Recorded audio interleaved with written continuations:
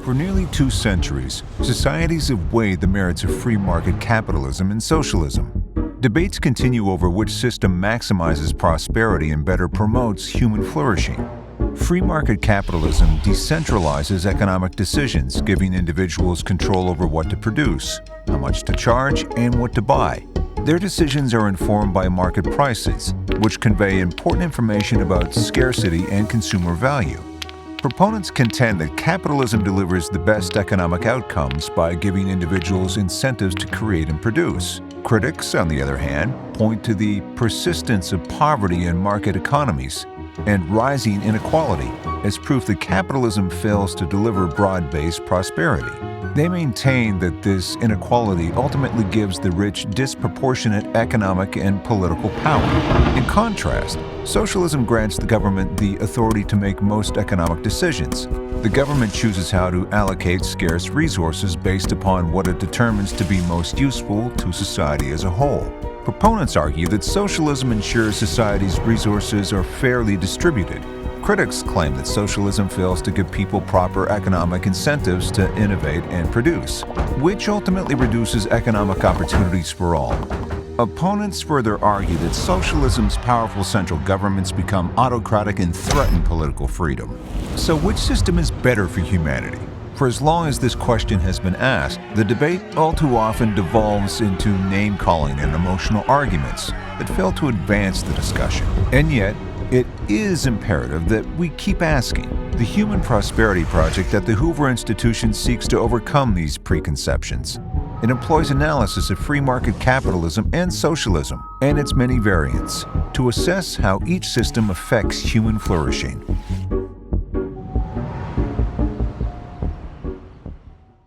Good morning or good afternoon, depending on where you are viewing this, and welcome back to the Hoover Institution's Human Prosperity Project. I'm Bill Whalen. I'm a research fellow here at the Hoover Institution and the Virginia Hobbs Carpenter Fellow in Journalism. I'll be your moderator today. This speaker series is based on the scholarly research and commentary written by Hoover Fellows participating in the Human Prosperity Project on Socialism and Free-Market Capitalism.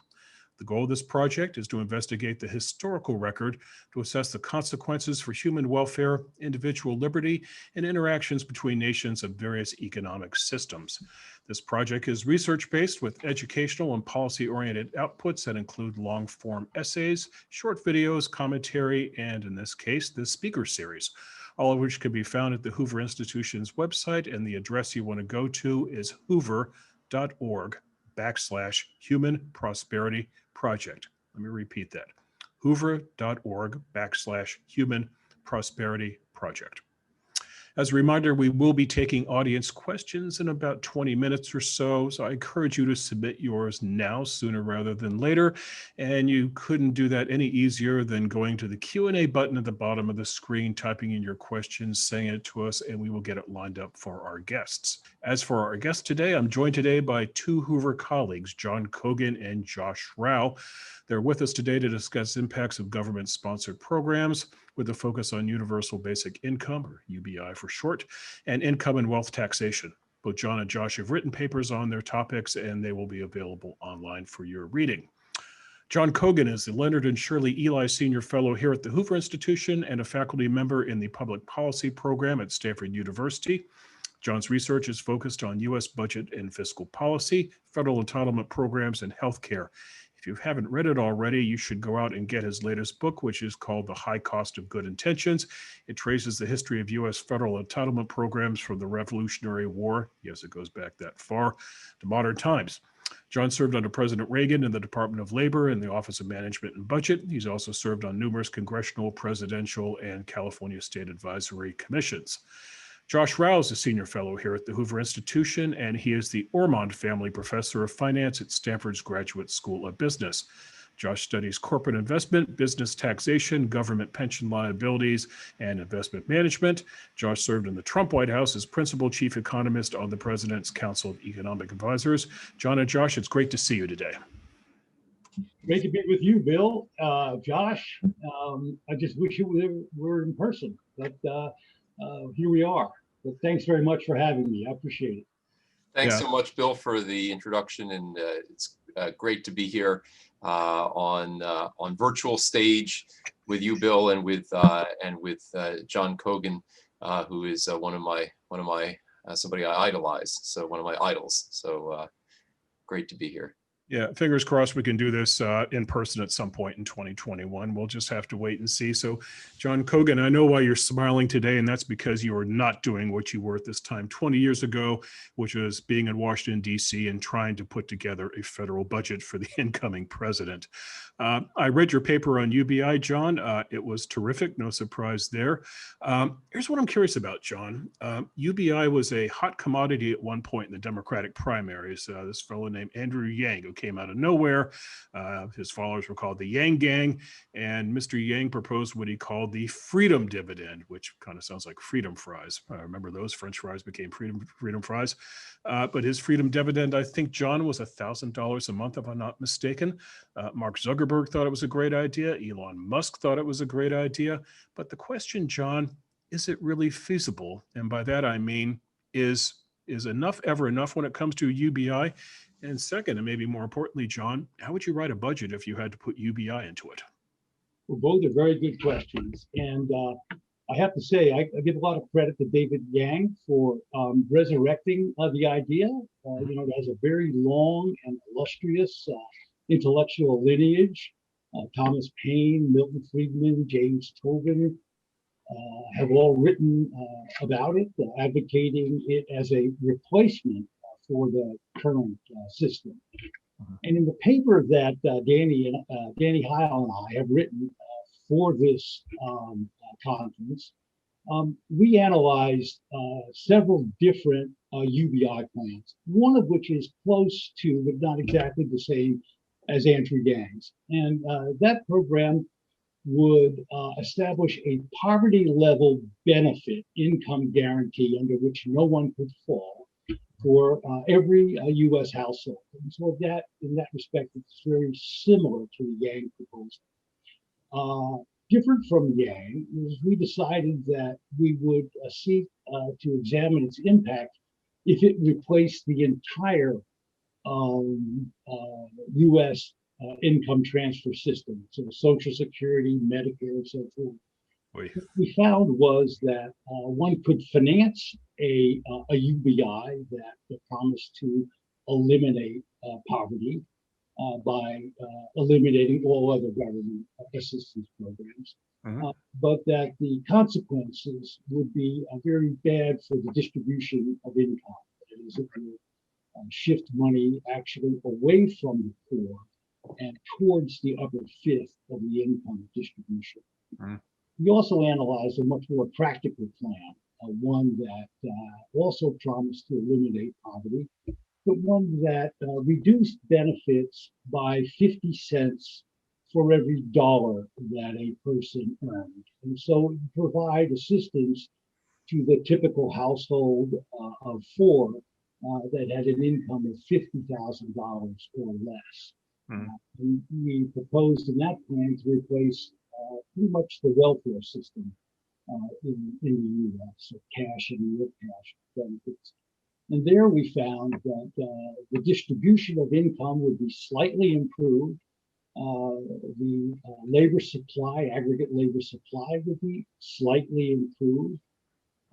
The system would not be self-financing quite. It would run about a $200 billion deficit. And so that plan, we think, is feasible, but for various reasons that we can get into later on, we don't think it's a good plan for it. Okay, so Josh, what John was doing was he was taking a current pile of money and trying to figure how to redistribute the current pile of money, doing it differently. But the point is he's doing it with the current pile of money. What if he had more money to play with, which is what Joe Biden has been talking about? His plan, as I read it correctly, Josh, he wants to tax you if you make over $400,000 a year. I think that applies to something like 1.8% of all households in America. You've studied the effect of wealth taxes. Can you do this? Can you just zap it to people making over $400,000 and still be able to pay for a Green New Deal and Medicare for all and anything else that the president-elect wants to put under the Christmas tree? Well, in the paper that Greg Carney and I have written for this series, we take a look at what the evidence shows about income taxation and wealth taxation. Those are kind of the two ways that the political machine is talking about trying to raise more revenue for some of these left-leaning programs. And it turned up a few interesting facts in our paper that I think need to be emphasized. So the U.S. has a reputation out there for having low taxes for a developed country. Right. And there is some truth to that when you look at taxes as a percentage of GDP, of gross domestic product. So in 2019, the U.S. spent 38% of GDP. The U.S. government spent 38% of GDP, placing it above countries like Ireland and Chile, which are in the mid-20s, and above Korea, which is around 30, and above Switzerland, which is around 34, but significantly below most OECD countries. So, countries that top off the list are Belgium, where the government spends 52% of GDP, Finland, where it spends 53% of GDP, and France, where it spends 56% of GDP. Right. So some people look at that and say, well, looks like the US has room to tax more. But one little recognized fact is that the US actually has one of the most progressive tax systems in the world. Mm-hmm. In fact, as an OECD study from around 10 years ago shows, and this is still true today, if you define progressivity as what share of taxes are paid by the richest 10%, the US was on top of all of the OECD countries that this OECD study looked at. 45% of taxes in the US, of all taxes, are paid by the richest 10%. So what is going on? Well, the US tax system already involves quite high marginal tax rates for high earners and is already quite progressive. Mm-hmm. So the lesson that we take away from the historical record and from the international evidence is that if the US does want to have more resources for certain spending priorities that may be rising in political importance right now, it's going to be very hard to do that by taxing upper income people even more. In fact, the only real way that these countries that top off the list of the highest government spending countries in the world, the only real way that they do that is by putting a very big tax burden on the middle class. Right. And that's something that you really can't escape. People who are proponents of Medicare for All or the Green New Deal have to recognize that the math simply does not work. Cannot finance these priorities simply by taxing the rich. A reminder, if you tuned in late, you're watching the Hoover Institution's Human Prosperity Project with John Cogan and Josh Rauh. If you like, we're going to do questions from the audience in about 15 minutes or so. So get yours in if you want. Just go to the Q&A button at the bottom of the screen, type away, and we will do our best to get it to our guests. John Cogan, I want to read back to you a passage from your paper and get your thoughts on this. You wrote, and I quote, "Today's federal income transfer system consists of more than 100 separate federal programs that are spread across more than a dozen separate government agencies, each with its own bureaucracy and administrative costs. Income transfer programs have been added in piecemeal fashion over the past 8 decades, each to meet some specific need at some point in time. The result is a complex web of highly inefficient, often overlapping programs that provide a wide variety of uncoordinated cash and in-kind benefits to persons located in all parts of the U.S. income distribution." John, could UBI simplify this, or could it perhaps spark a conversation? And this is getting in the topic, your very great book on entitlements, but how do you untangle the web? So if you ask, why do conservatives support the idea of a UBI?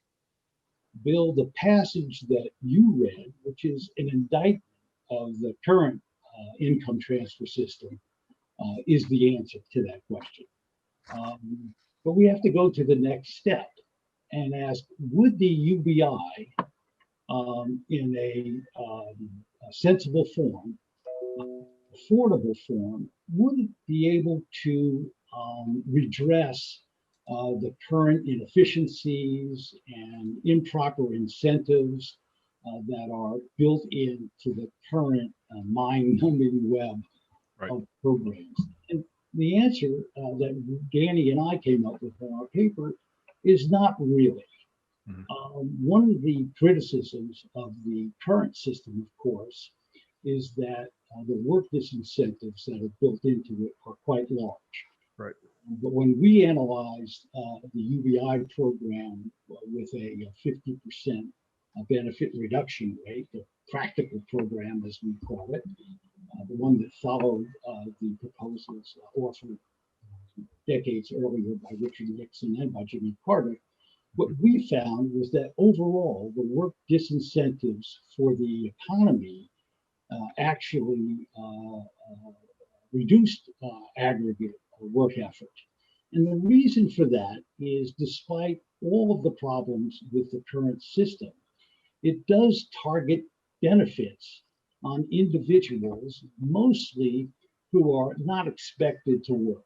Senior citizens, at least the upper half of the senior citizens in terms of age, single moms with children, the disabled, and so forth.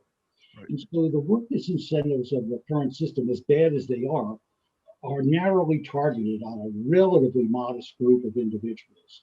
A UBI, on the other hand, while reducing the work disincentives of the existing programs that would be replaced, extend the work disincentives throughout a very large segment of the U.S. population. And the extension of work disincentives to that larger group offsets the reduced work disincentives of the much smaller group. A second feature of the UBI is that it how should I put it? It alters the distribution of government assistance only slightly. That is, one of the criticisms that you hear about the current system is that so much of the benefits go to the middle class. Right. And what we found was that under a UBI system, about the same amount of benefits would go to the middle class. So not much of an improvement there. So the basic indictment of the US system, which is bad work disincentives and an inability to target assistance on the needy, neither of those are improved under a UBI system. Right. So, Josh, your colleague John says those words with such certainty, and John is obviously renowned in what he does, and you're renowned as well. Let me ask you this question. Harry Truman once famously said, "Give me a one-handed economist."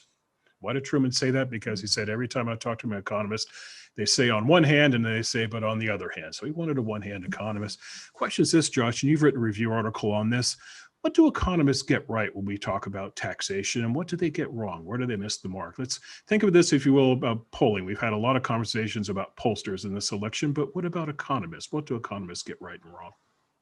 Well, that's a big topic of this piece for this project. So I'm glad you asked. And I think that the economics profession, the mainstream economics profession, has been in recent years missing the mark on some of the very important questions that relate to the impact of taxation on economic prosperity. So what has the economics profession done right? Well, I mean, there's a long history of studying taxation in economics. If you go back to the 1920s in Cambridge, England, the profession was making some very, very important and maybe what are now somewhat obvious recognitions. The main one being that if you tax an activity, there's going to be less of it unless people can't avoid it or are very reluctant to avoid it. And so economists were able to figure out that if all you care about is kind of collecting a certain amount of revenue, there are some ways to do that that would minimize economic damage. Those ways tend to be ingenious, but a lot of them seem unfair and are not always politically popular. So the classic example is a tax on land at unimproved value. Milton Friedman called that the least bad tax. Yet most of the way that we try to, our governments in the Western world are trying to finance their spending priorities seems to be through income and wealth taxation. And here's where things start to get a little bit mixed. So in the 1970s, another British economist, James Mirrlees, modeled the very important point that if you tax income, you're going to get less of it. Okay, so that's again applying the basic principles from before his time, and that's because people who are capable of earning more income will choose to earn less if there's a very high tax on additional work and business inputs that they might apply. This was kind of vital and brilliant to recognize the fact that that if you tax income, you're going to get less of it. And some good stuff followed that. So one of the good things that followed it was the point made that the tax system might be so distortionary that you might actually get less tax revenue as a government if you raise the income tax rate. That's the Laffer curve. This notion popularized by Art Laffer during the supply side revolution of the 1980s.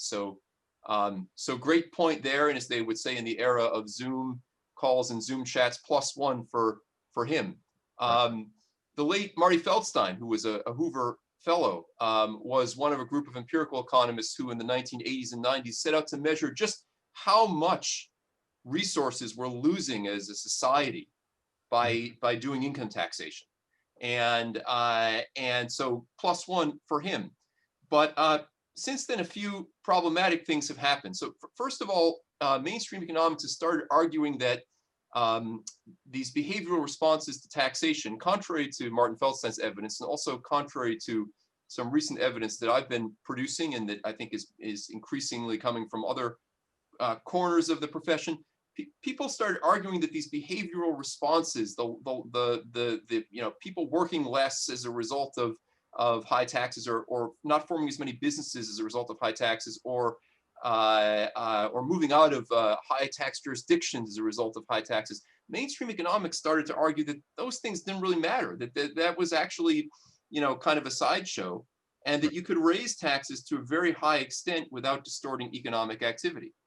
And furthermore, they put some calibrated models together and started arguing what I think if you polled public finance economists, the median response would be that the optimal tax rate is 70 or 80%. The optimal top marginal income tax rate is 70 or 80%.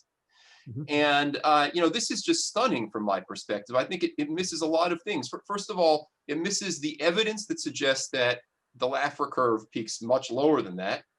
But secondly, and this is where I want to, I'll leave it, is that, the top of the Laffer curve is in no sense the prosperity maximizing tax rate. Top of the Laffer curve means you're at the point where literally if the government raises tax rates by another 1 percentage point, they can't get another dime of tax revenue back because taxpayers respond so dramatically. By the time you get there, you've already discouraged a tremendous amount of economic activity if you're at the top of the Laffer curve. And so in my research about the state of California, for example, I think my numbers would suggest that California at this point is at the top or over the top of the Laffer curve on the top marginal income tax rate for high earners, which is now 13.3%.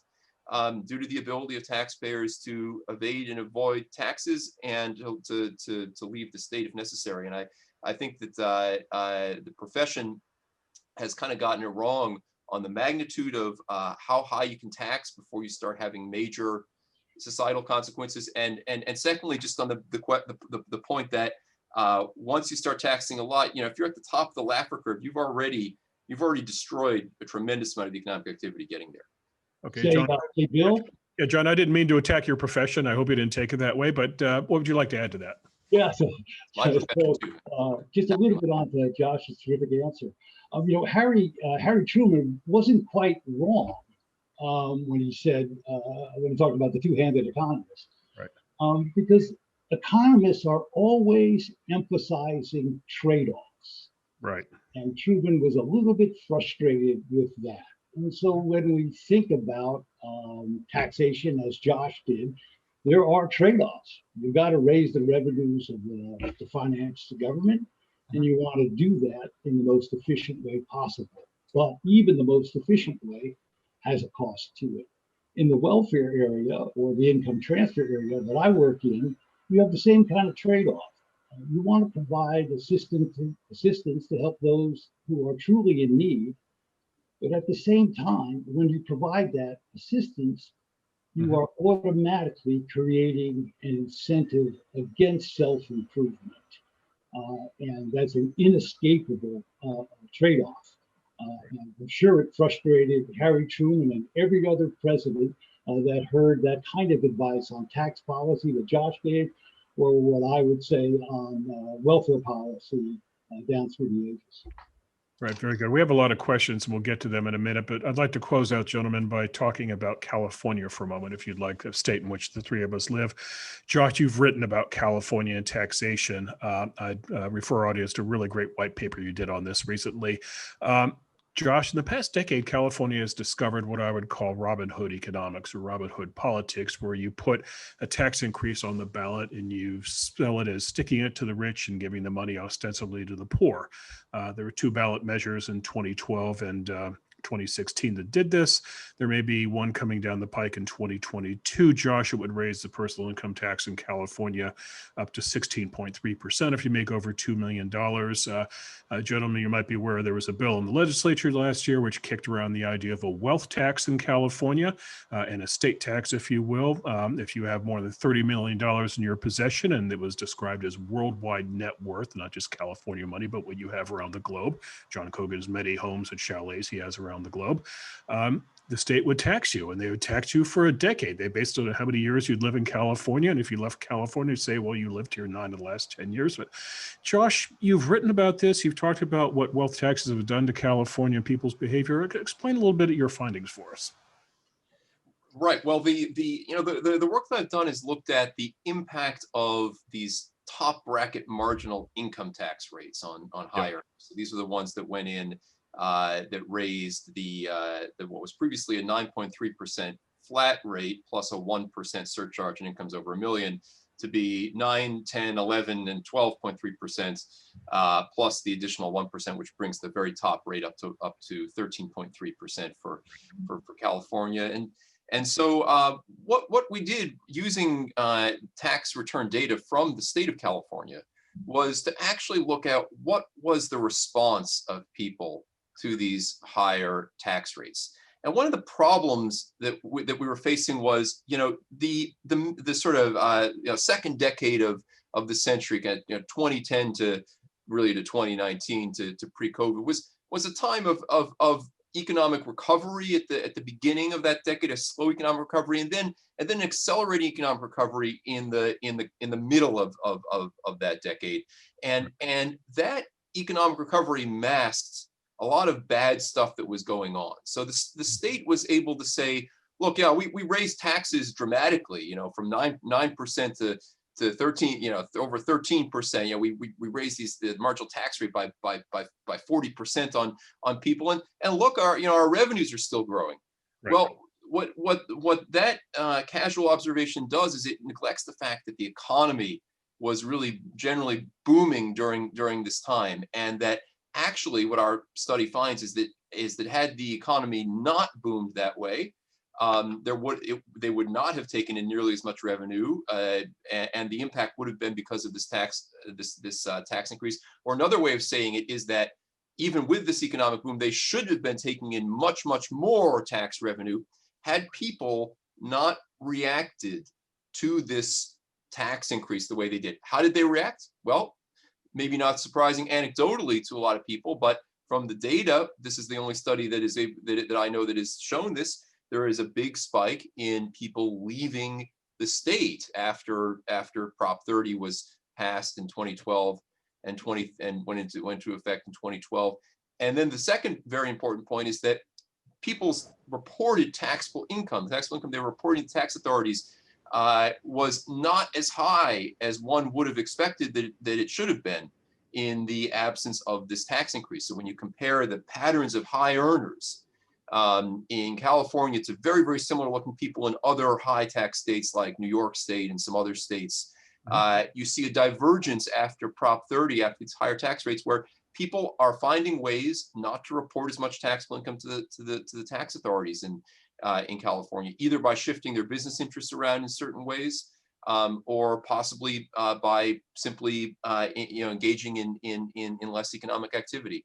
And you put these things together, And within the first 2 years after Prop 30, the state was had lost 60% of the tax revenue that they should have collected. Essentially, they weren't at the top of the Laffer curve there, but they were dangerously approaching it. And I think what we learned from this is that now that state and local taxes are no longer deductible against the federal tax code, Right. now we're talking about even greater tax increases. I think it seems quite plausible that the state of California is at the top of the Laffer curve, which, as I would mention, I just remind you, is that top of the Laffer curve is the point where the government is totally tapped out and can't raise another dollar of revenue from the income tax base by raising tax rates. It's way past the point of prosperity maximizing tax rates, which would be a much, much lower tax rate. Right, John, I know if you chase wealth in California, people worth over $30 million, you're talking about a colony of about 30,000 people in a state of 40 million people. The advocates of this, John, say they'll raise $7.5 billion, but if you look at the shortfall in K-12 and community colleges, the champions who want to fill that bucket say that's more $20 billion. So you've done budget math for a living before. How do you rectify $7.5 billion to a $20 billion needs? In other words, where else would you go hunting for money? Well, as Josh said, California is pretty close to capped out in terms of income tax revenues. And just to drive the point home about the people voting with their feet outside of California when taxes rise, we all saw the news just this week that Hewlett Packard has decided to move its headquarters out of California. Last year, the Charles Schwab Corporation, another great company for California, announced that it was going to move its headquarters out of California. So you're seeing the exodus at the company level that Josh spoke about at the individual level. And so I don't think that the revenues are the answer here. And the answer is you've got to look at how we're spending the money that we do. Years ago, we passed a proposition which gives our K through 12 education system automatically 40% of all of the state revenue. Mm-hmm. What that has meant is that the legislature each year just passes on from one bill to the next without ever thinking about education because the spending is automatic. And so the quality of those expenditures or the effectiveness of those expenditures doesn't get assessed regularly by the legislature. And of course, what's happened to K through 12 education in California, the quality is diminished extraordinarily. Same thing is true with the Medicaid program, the Medi-Cal program. It's on automatic pilot. The government spends as much as it has to provide assistance to individuals, and there's very little review of that program. Another example might be the unemployment insurance system, which has been just shown to be so fraudulent as a consequence of the response to the COVID. So where to go? Go to where the money is in the budget and see how we can spend our money more wisely and more efficiently for taxpayers. Yeah, I would point out to you, John and Josh, that when Greg Abbott, the governor of Texas, went on TV to thank HP for deciding to move to Houston, he cited three things that Texas has. He cited, number one, a very talented workforce, cited number two, a great public university system, and number three, a very business-friendly tax and regulatory climate. You figure which of those three California does not have. Okay, would you guys like to take some audience questions? We have about 15 minutes here, so willing to do a few audience questions for us? Great. Okay, let's start with the question from Roy. Please ask either Mr. Cogan or Mr. Rauh why we don't reduce corporate tax rates to zero, and wouldn't that spur investment and job growth unseen in decades? I'm taking the position with my question that corporations are merely tax collectors and pass along the cost to the consumer. Josh, why don't you go ahead? Sure. Well, I would certainly be in favor of those types of corporate tax cuts, and I've done some studying of this issue myself. If you want to know the answer to the question, why don't other people agree with us? It has to do with what you believe the research shows about the incidence of corporate tax rates, meaning where does it fall, who pays the burden. And I think that when you look at the evidence, the evidence is pretty strong that the burden of corporate taxes is paid heavily by people like workers and consumers, and not as much by the capitalists, so to speak, because the capitalists are generally able to move their activity to other places or undertake actions that reduce the burden that they're going to pay on the tax. And so as a result, as you said, Roy, passing it through to others, that's the reason why the corporate tax rate should be much lower than it is, and yet it isn't. Now the Tax Cut and Jobs Act still reduced tax rate for U.S. corporations from a kind of OECD high, statutory high of 35% down to 22%. So some progress was made there. But in general, I think the evidence shows that the corporate tax is a very inefficient way to raise income. It also does not fall on the people who you think it actually falls on. Right. You know, Bill, just to follow up on what Josh said, back in the 1980s, Ronald Reagan went to a bar, I believe it was in Boston, and sat down with his blue-collar workers. And he told them that corporations don't pay taxes. And Josh has just made the point very well. Corporations really don't pay taxes. They're just pass-through entities. And the ultimate tax burden falls on workers, on pensioners, and on consumers.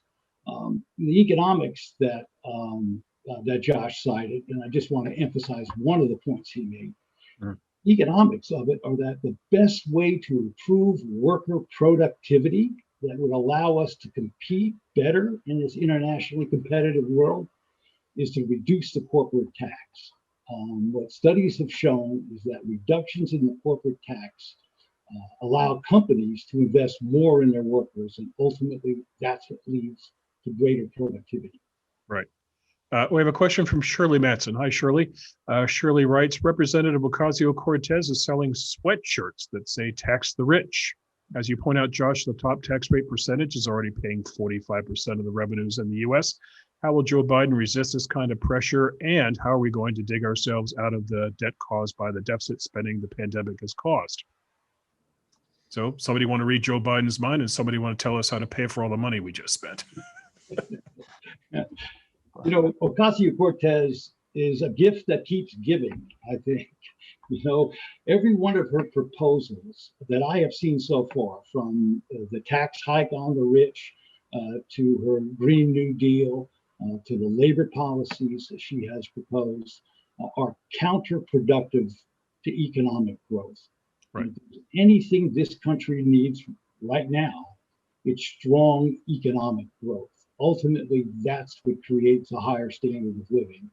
And all of her proposals, even though one might agree with some of the goals of her proposals, perhaps in the environmental area or others, have an enormous cost associated with them that do not justify the benefits of the programs themselves.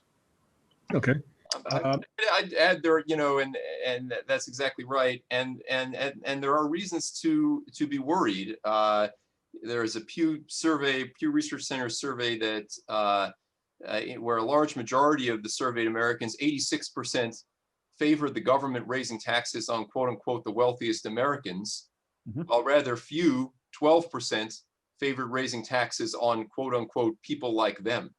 Right. So tax the rich is becoming something of, you know, it's something that people want to hear. It seems to be a form of opium for the people. I think that in order to resist this, we have to do a better job of conveying how short-sighted a rob the rich goal is. You know, these types of revolutions never work out well for the people in the medium to long, you know, long run or in the medium run. You know, people need jobs, and for jobs need to be created, there needs to be an incentive for businesses to grow, and that doesn't happen under these kinds of confiscatory tax systems. Right. Let me ask you both kind of an arbitrary question. I woke up this morning thinking what it is to be wealthy, what it would be like. And I thought, okay, if I were in the situation where I had wealth, what would I do? I'd probably buy a home for myself in downtown Palo Alto so I could walk to work. This is in a very fantasy world where I not only am wealthy, but also we're open for business at the Hoover Institution. But I would either walk or ride my bike to work. And I found a very nice place to live. It's right around the corner from the Whole Foods in Palo Alto. It's an easy walk over to the restaurants on University Avenue. It's a short walk to the train station. That's the good news. Now let's go to the bad news. It is 2 beds, 2 baths, 1,270 square feet. The asking price is $1.875 million, Josh and John, which translates to about a $9,000 mortgage. If you make $250,000 in California and you lose over half your money in taxes to begin with, that means that you're pretty much wiped out. You take home about $10,000 a month. That means your mortgage eats it up. This raises the question to me of how you two would define wealth. Now, politicians do it arbitrarily. $400,000 is the target this time. Barack Obama was $1 million, but really ended up being about $250,000. But just in your estimation, and yeah, this is a moving target state to state, but when you think of wealth, where do you guys ballpark it? You know, I think that's a bad way to pose the question, Bill, actually. Okay. An individual's income and their wealth varies incredibly over their life cycle. You look at people who are age 22 and ask, what is their wealth? What is their income? Half of them are in school, their income is low, they're in debt, they have no wealth. Right. Check with the same people when they're 42, and they've got that, maybe not that house in Palo Alto, but they've got a house with a mortgage. Their net wealth is not all that great. Check with them at age 60, 65, and they've got a significant amount of wealth and a significant amount of income. And so this idea that we should be thinking about an individual's wealth as being, an individual as being wealthy because they're above or below some level, to me is not a very good way to think about public policy. The second point I would make with respect to that is that when you think about inequality of wealth or inequality of income, think about mobility. Don't think about it in a static sense. Think about how easily individuals are able to move from a lower part of the income distribution to a higher part of that income distribution. I think that's where the focus should be. I concur. I think that it's important to recognize, as John said, that over the lifetime of an individual, that individual is going to be in very, very different parts of the income distribution, and the failure to recognize that often leads to pretty great mistakes. I'll say, from the perspective of the general public, the definition of wealth seems to be anybody who is wealthier than the individual answering the survey, and that's what is dangerous about the current situation. And I think what makes also the Human Prosperity Project extremely important is that it's something. This is an opportunity for us to work on conveying the point, to make people understand that confiscatory taxation that erodes property rights, that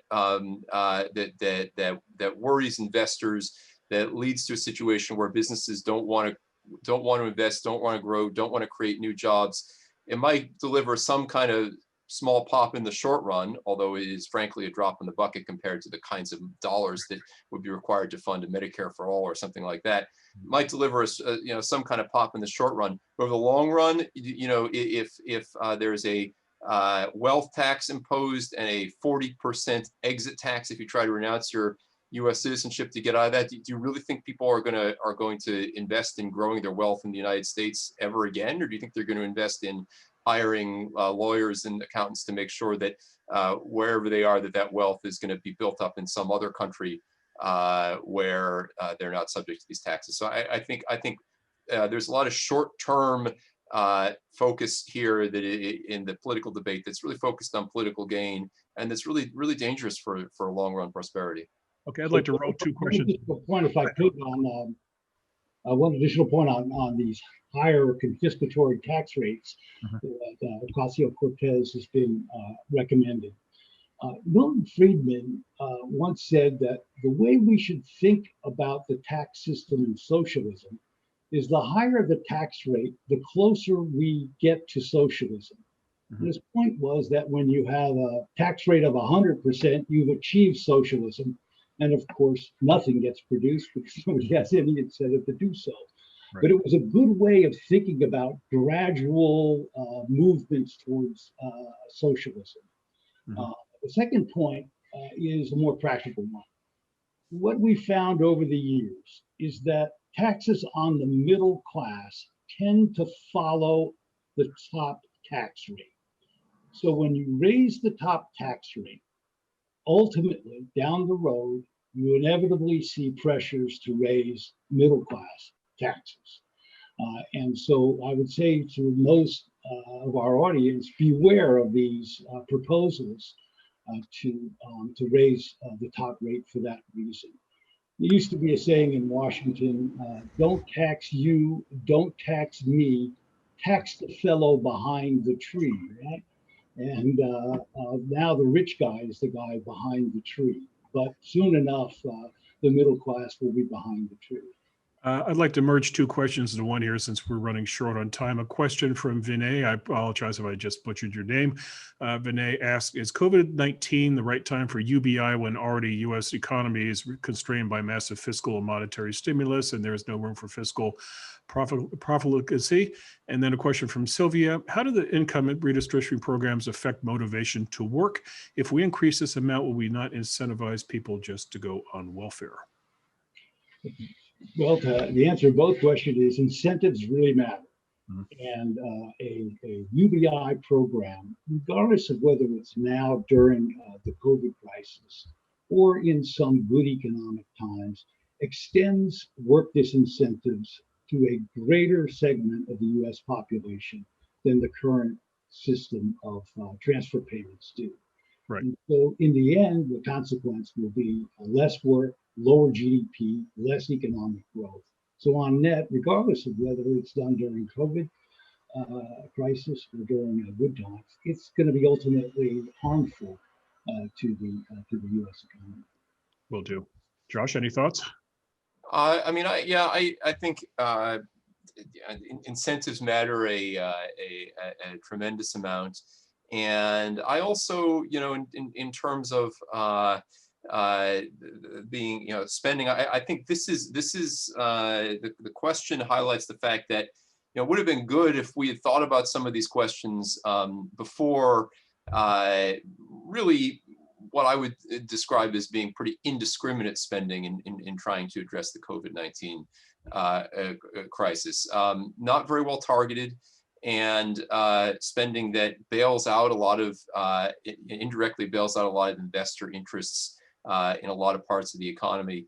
Not saying the federal government shouldn't have done anything at all, but there was a lot of indiscriminate spending there, and I think that at some point we need to think about, if we do have any goals in the future, whether it's for spending programs or for tax cuts or something, that there has to be a point where we recognize that we can't just wait for every 10 years to be a major crisis and then spend tremendous amounts of money in the economy. We're also running deficits in the meantime. John is one of the world's experts on these issues, and so I imagine that you would agree with me, John. I do, and you just made a very important point here, Josh, that I want to echo. As we come out of the COVID crisis, we're going to come out with an enormous federal budget deficit.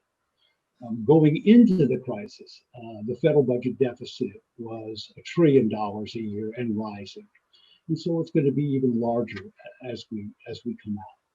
One of the mistakes that we made in coming out of the Great Recession a decade ago is we didn't prepare for the next crisis. Another crisis was coming, either an economic crisis or a healthcare crisis, but it was coming. And our federal government, to Josh's point, be it through Congress and spending or through the Federal Reserve, neither of those institutions prepared for the next economic emergency. And Right. so as we come out of this economic emergency, it behooves us to think about how we prepare fiscally for the next. Okay, we have time for one more question. It comes from our colleague, Tom Gilligan. Hey, Tom.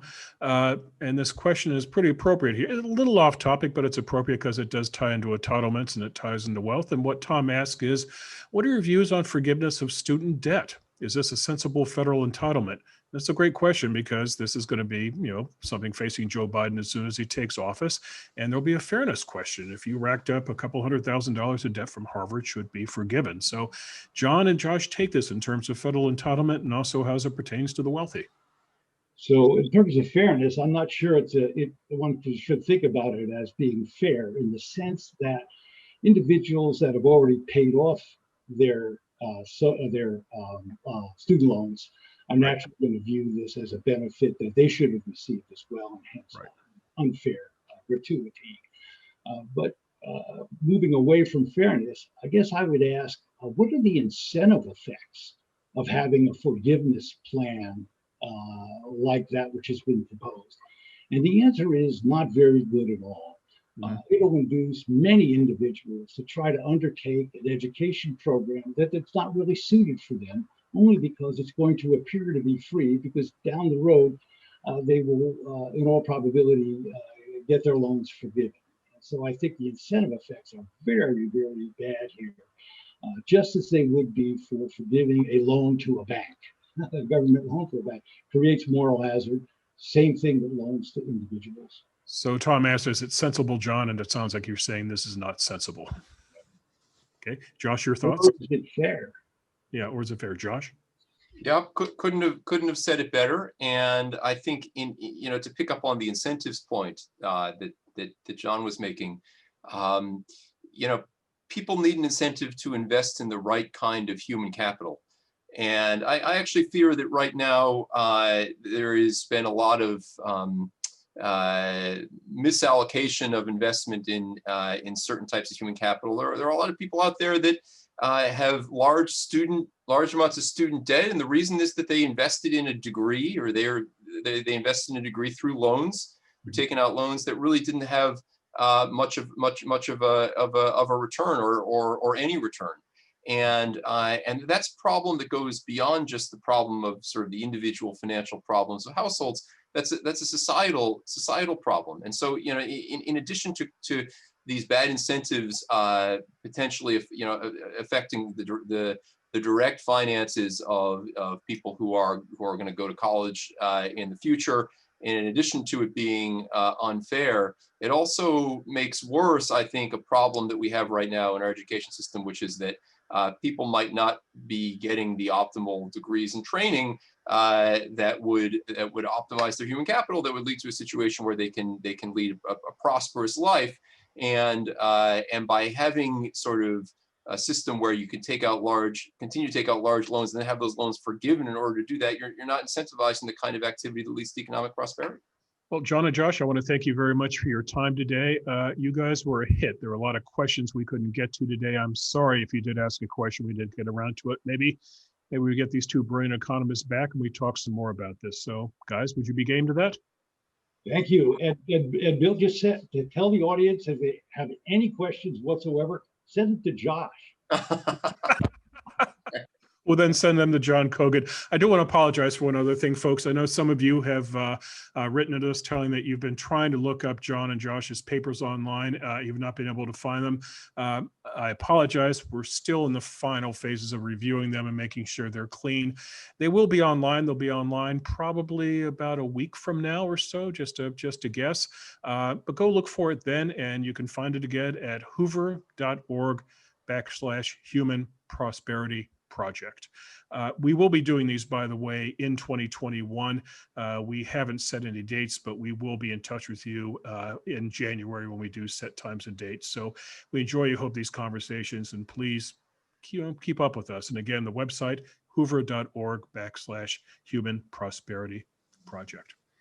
A final note before we end this broadcast, and it is a melancholy one.